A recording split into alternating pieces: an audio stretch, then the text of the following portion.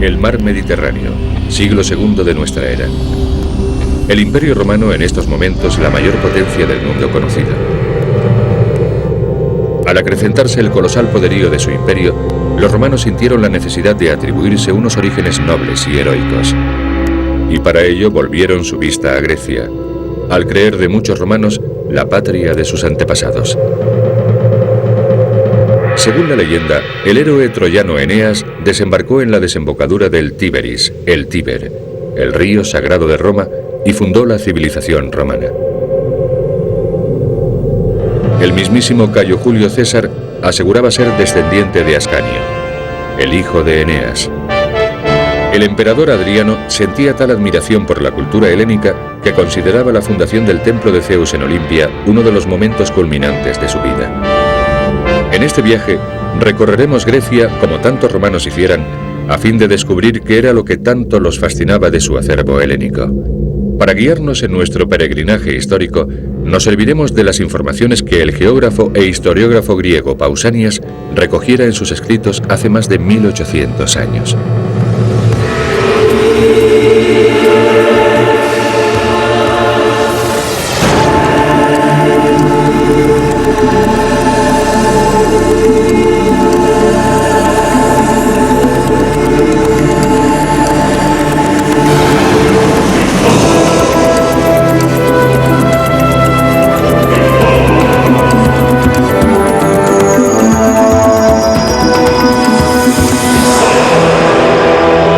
Secretos de la arqueología. Los tesoros de Grecia. El viajero que se encaminaba a Grecia partía de Roma por la Vía Apia, una de las principales vías de comunicación del imperio. Aunque actualmente su firme presenta un aspecto desigual, en sus buenos tiempos era lisa y se encontraba en óptimo estado gracias a los organismos públicos responsables de su mantenimiento. De hecho, Roma construyó una intrincada red de 120.000 kilómetros de calzada que se extendía por todo el imperio y facilitó a los romanos la dominación del resto del mundo. En el puerto de Brindisi, en la Italia meridional, el viajero se embarcaba para emprender la a menudo azarosa travesía hacia Grecia. El descubrimiento de innúmeros naufragios romanos es buena prueba de lo aventurado de esta ruta. A bordo de las naves Honerariae, como esta, buques cargueros, a cada pasajero se le asignaba un camarote acorde con su rango. Si eras pobre, se te relegaba a la bodega, de modo que viajabas entre barriles, ánforas e incluso animales de circo. En ocasiones, en lugar de acometer la larga navegación hasta Grecia, los capitanes de los navíos preferían tomar una ruta más corta y desembarcar en Valona, en la actual Albania. A partir de allí, continuaban viaje en un barco de menor tamaño, navegando a menos velocidad y sin perder de vista la costa. Fondeaban en Corfú y Cefalonia, para después tomar rumbo al Golfo de Corinto, la tierra de sus ancestros.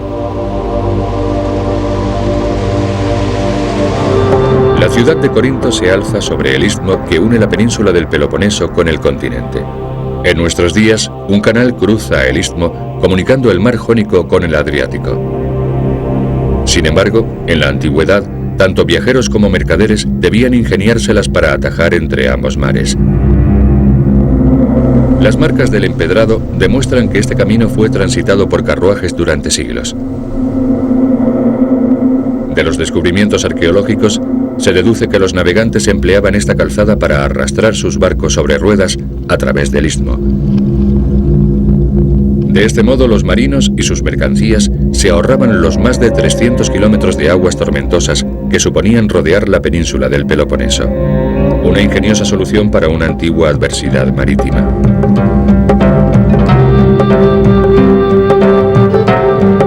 El esplendor de la Grecia antigua desapareció en Corinto en el año 146 a.C., cuando la polis fue arrasada en represalia por rebelarse contra el imperialismo romano. No obstante, en el año 44 antes de nuestra era, Julio César reconstruyó la urbe al estilo romano, dotándola de toda clase de lujos y comodidades, contribuyendo así a ampliar su reputación de centro de comercio y distribución de mercaderías. Merced a varios hallazgos epigráficos bilingües, es decir, con inscripciones griegas y latinas, sabemos que Corinto fue una ciudad pujante, cosmopolita y, como la definiera Homero, sumamente opulenta. Las excavaciones y estudios topográficos llevados a cabo por diversas escuelas arqueológicas a lo largo de los siglos corroboran su afirmación. De uno de sus dos puertos, el Lequeo, partía una amplia vía pública de 600 metros de longitud, llamada asimismo Lequeo, que conducía a la ciudad. Ambos flancos de la avenida estaban guarnecidos por sendos pórticos, formados por centenares de columnas rematadas con los clásicos capiteles corintios. Al final de la vía del Lequeo se alzaban los 3 arcos que componían el Propileos. Estos se abrían directamente al Ágora. Este foro cuadrangular de 300 por 100 metros era uno de los mayores y más ricos del imperio. Incluso hoy en día sería una de las plazas más amplias del mundo. El Ágora se encontraba rodeada de edificios de bellísima factura. Uno de los más fascinantes es el que ostentaba la fachada de los cautivos. Aquí se encuentran las ruinas del monumento que tomó su nombre de las estatuas con efigies de prisioneros que adornaban sus columnas, hoy conservadas en el Museo Arqueológico de la antigua Corinto. Los enemigos capturados por los romanos pertenecían a la temible nación de los partos, inmortalizados aquí en todo su esplendor. El área comercial del Ágora estaba compuesta por centenares de talleres y tiendas atestadas de todo tipo de mercancías, principalmente productos típicos de Grecia como la célebre cerámica corintia, con sus característicos tonos rojos y negros.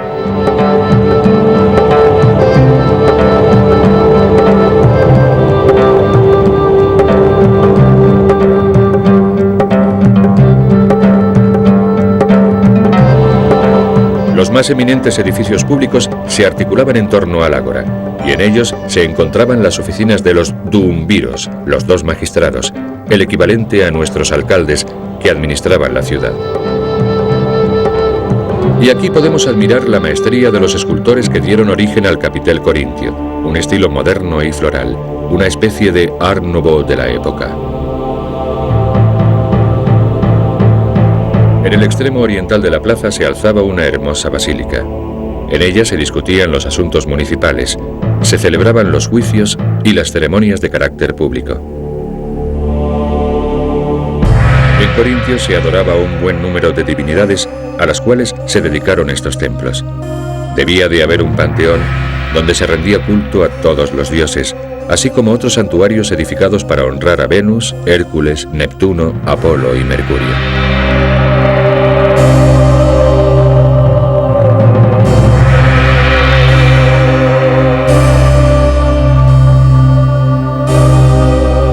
El foro era asimismo el lugar donde las autoridades se dirigían al pueblo. Los oradores de cualquier lengua o credo subían a esta plataforma de mármol, llamada estrato, erigida ex profeso para celebrar asambleas y pronunciar alocuciones. Se cree que el apóstol San Pablo predicó sus llamadas epístolas a los corintios, su doctrina cristiana, en este mismo lugar en el siglo I, seguramente en presencia del procónsul Galio, el más alto dignatario romano de la provincia de Acaya, es decir, Grecia, de la cual Corinto era la capital. En esta ciudad, el cristianismo gozó de amplia tolerancia y gracias a Pablo ganó numerosos adeptos. La antigua Corinto albergaba muchos otros monumentos, hoy no obstante ocultos bajo las construcciones modernas. Al excavar en torno a esta fortificación, alzada en el período medieval sobre una colina llamada Acrocorinto, los arqueólogos dieron con un edificio de la antigüedad.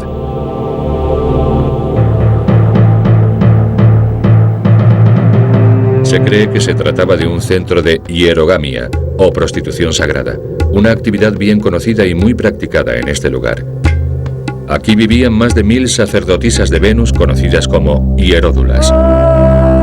Estaban tan solicitadas y eran tan caras que en su honor se acuñó la expresión non licet omnibus adire Corinthum. No todos pueden permitirse ir a Corinto.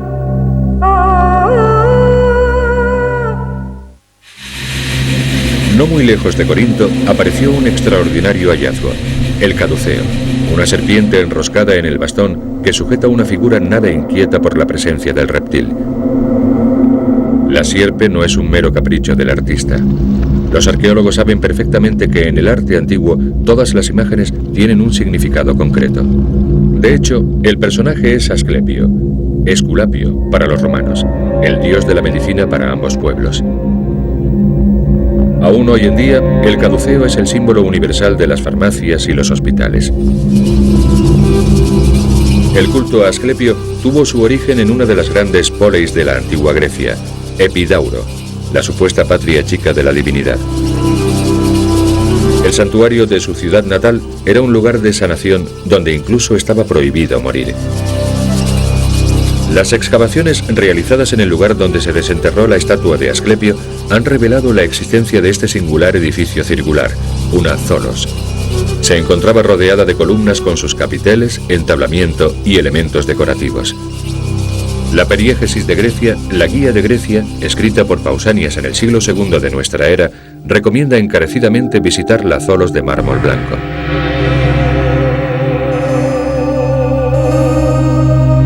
En su interior se hallaba la misteriosa y sagrada cela, tan solo accesible para los sacerdotes.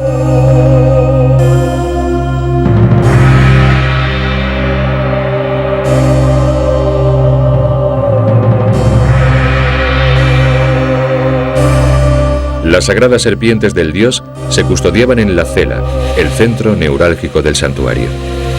Se creía que el dios se había reencarnado en una serpiente para escapar de la ira de Zeus, que lo había fulminado con un rayo por osar devolver la vida a un muerto. Por lo tanto, los griegos estimaban a las sierpes, que eran el símbolo de su poder, tanto como a la mismísima divinidad. De no ser por las serpientes nacidas en Epidauro, descendientes de la serpiente originaria, los numerosos hospitales del mundo antiguo no habrían podido ejercer sus funciones. La presencia de la deidad era esencial para llevar a cabo el rito sanador. Se acostaba al enfermo sobre el suelo del templo y así pasaba la noche, en el transcurso de la cual el propio Dios lo curaría. Estas creencias esotéricas y religiosas forman parte de los orígenes de la moderna ciencia médica. De todos modos, un buen galeno de la antigüedad no se conformaría con ese ritual. Intervendría empleando medios más humanos. Los arqueólogos han desenterrado extraordinarios instrumentos quirúrgicos en Epidauro. Así quedó patente que, además de la magia, quizá los griegos fueran el primer pueblo que se sirvió de la cirugía. Desde luego, Epidauro constituía un sanatorio perfectamente organizado y plenamente equipado. Se trataba de una ciudad santuario donde el cuidado del cuerpo era un asunto prioritario. Eso se deduce de los baños termales, gimnasios y el estadio, donde se practicaban diversas modalidades deportivas. Los griegos fueron los primeros en comprender que el ejercicio físico es básico para nuestro bienestar. En los yacimientos arqueológicos helenos suele encontrarse máscaras como esta. Sin embargo, en Epidauro se hallaron en cantidades asombrosas. Los hallazgos se relacionaron inmediatamente con la posible existencia de un teatro. El descubrimiento de unos escalones cubiertos de espesa vegetación en la falda de una colina hizo suponer a los expertos que bajo tierra encontrarían una enorme y excepcional construcción. La excavación fue sacando a la luz paulatinamente las 55 filas de gradas de lo que resultó ser un magnífico teatro, perfectamente conservado desde el siglo IV a.C., una obra de Policleto el Joven.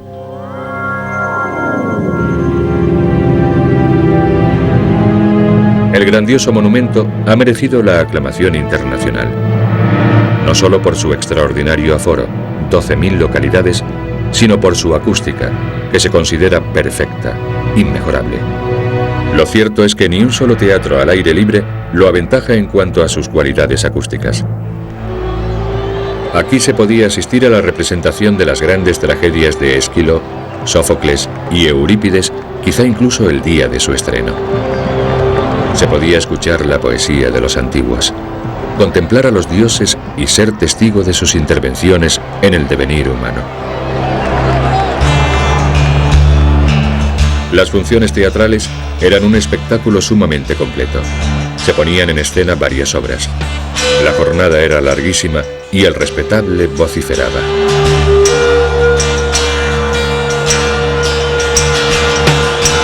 Frecuentemente, el griterío y los silbidos eran incesantes. Los actores debían recurrir a los trucos propios de su oficio para hacerse oír sobre la algarabía del público. Se servían de máscaras amplificadoras del sonido, gesticulaban exageradamente con los brazos, elevaban artificiosamente el tono de voz y gritaban sus diálogos a pleno pulmón. Jamás tuvo más pertinencia el término teatralidad. La transición del paganismo al cristianismo en el mundo antiguo se hizo patente cuando los arqueólogos que excavaban en otro yacimiento del Peloponeso dieron con una cruz cristiana entre las ruinas de una construcción griega datable aproximadamente en el siglo V a.C.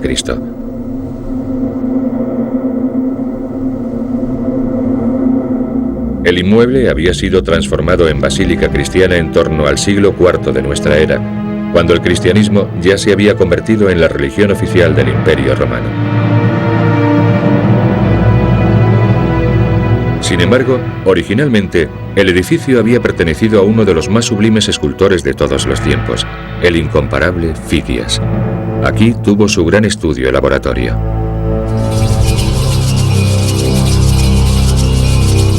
Gracias a los textos de Pausanias, los arqueólogos sabían que Fidias había esculpido la mítica estatua de Zeus situada en el templo del mismo nombre. De modo que, por espacio de varias décadas, confiaron en poder localizar el santuario. No obstante, tan solo lograron desenterrar pequeños fragmentos, lo cual dificultó extraordinariamente devolverlo a su forma primitiva.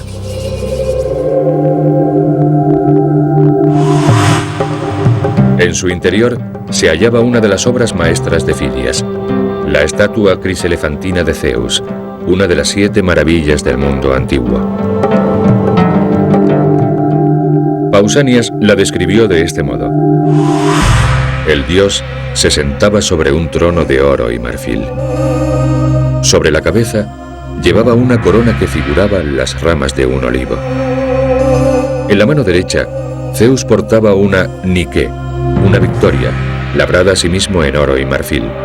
En la mano derecha empuñaba un cetro adornado con toda clase de metales, y el ave que se posaba sobre él era un águila. Sus sandalias también eran de oro, así como sus vestiduras. El solio estaba decorado con oro y gemas, y también con ébano y marfil. Según recoge la leyenda, al finalizar la imagen, Fidias pidió al dios un signo de que su obra le era grata. Inmediatamente cayó un rayo.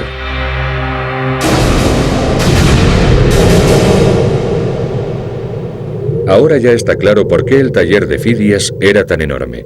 En él esculpió la inmensa estatua, que a continuación se trasladó al templo. Si bien los griegos tenían a sus deidades en muy alta estima, no por ello dejaban de reverenciar la belleza y la capacidad del cuerpo humano. Y fue aquí, en Olimpia, en el año 776 a.C., cerca del templo de Zeus, donde tuvieron su origen los Juegos Olímpicos, una competición atlética celebrada en su honor tras cada Olimpiada, es decir, cada 4 años. Los Juegos eran un período de tregua sagrada en el transcurso de los cuales las diversas ciudades-estado suspendían las hostilidades durante una semana y buscaban una solución para sus conflictos con la ayuda de Zeus. Acudían gentes de todas partes a fin de presenciar las pruebas a las que se sometía la destreza física del ser humano. Tanto los hallazgos arqueológicos como los testimonios escritos demuestran que las pruebas deportivas de la antigüedad eran exclusivamente individuales. Los Juegos Olímpicos englobaban una gran variedad de modalidades atléticas, como el lanzamiento de disco, la lucha, las competiciones de carruajes y las carreras, que como hoy eran la prueba reina.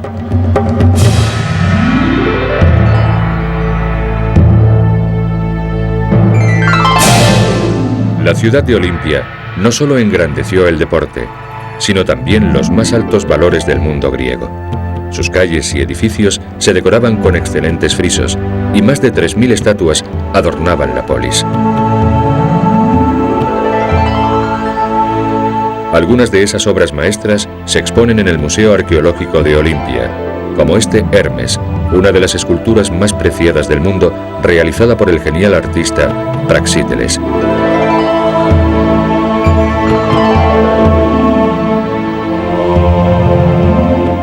A partir de los fragmentos hallados, los arqueólogos han logrado reconstruir las métopas del siglo V a.C., procedentes del templo de Zeus. Pacientemente se ha restaurado la efigie de Heracles, el Hércules romano, el héroe que encarnaba la fortaleza y el coraje y estableció las reglas deportivas.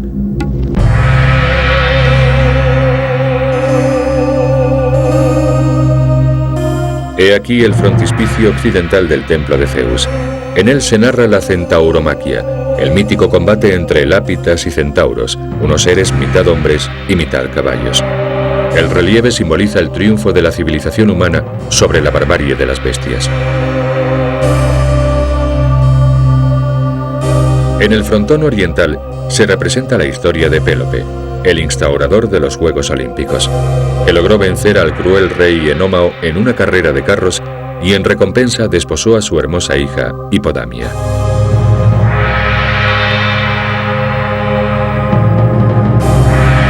Aún hoy, los Juegos Olímpicos portan la antorcha de aunar a las diversas naciones en una ceremonia en la que demuestran el potencial físico humano y, en cierto modo, tratan de resolver sus diferencias. Las palabras de Pausanias resumen la gran influencia de las Olimpiadas griegas. Hay muchas otras cosas que ver en Grecia y muchas cosas maravillosas que escuchar. Sin embargo, nada hay más divino que los Juegos Olímpicos. Quizá fuese esta suerte de divinidad, del hombre en la plenitud de su forma física, de los hombres en paz y armonía, lo que los romanos encontraban tan ennoblecedor. Con toda seguridad, amén de los dioses y héroes, así como la mitología que los rodeaba, este era el legado que los romanos andaban buscando.